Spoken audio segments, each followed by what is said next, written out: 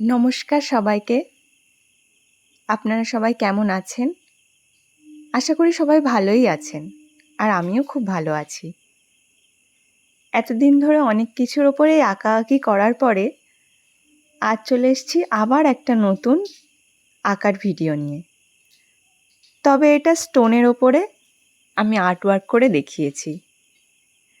প্রথম যখন স্টোনটা হাতে পেয়েছিলাম অনেকক্ষণ ধরে ভাবার পরে বুঝতেই পারছিলাম না যে এর উপরে কী করলে ভালো হয়। অনেকক্ষণ পরে মাথায় আসলো এর উপরে যদি আমি একটা ঘর করি, একটা সুন্দর মনের মতন ঘর, তাহলে কেমন হবে? আমার পছন্দ মতন, যেমনটা আমি সবসময় ভেবে এসেছি যে একটা বাড়ি আমি এরকমভাবে সাজাতে চাই, ঠিক তেমন করেই আমি এই স্টোনটাকে সাজিয়ে তুলেছি। রঙটা যেটা দিয়েছি সেটা এই ক্যামেরার ছবিতে খুব একটা ভালো আসেনি। এর থেকে যথেষ্ট হালকা ছিল রঙটা। আর আঁকাআঁকির ভিডিওটা আমি কিভাবে তৈরি করেছি সেটা তো আপনি দেখলেই বুঝতে পারবেন।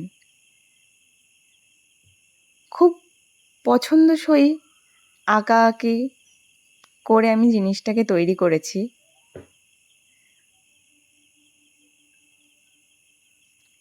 প্রকৃতি আমার খুবই প্রিয়। প্রকৃতির কাছাকাছি থাকতে আমি যতটা ভালোবাসি, তেমন আমার প্রতিটা ছবির মধ্যে প্রকৃতির একটু ছোঁয়া না হলে যেন আমার নিজেরই ভালো লাগে না।